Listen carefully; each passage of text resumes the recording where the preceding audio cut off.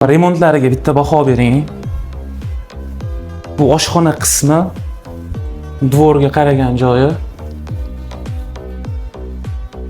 Yog'i bo'lsa mana zali.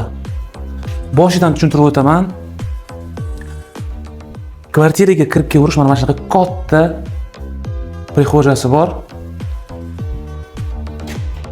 Bu yoqda mana umumiy sanuzol. Kvartira ukomplektovanda hamma ma'lumotlarni videoni tagida opisaniyada yozib qo'yamiz. Bu yoqda родительский спальня ko'rishingiz mumkin.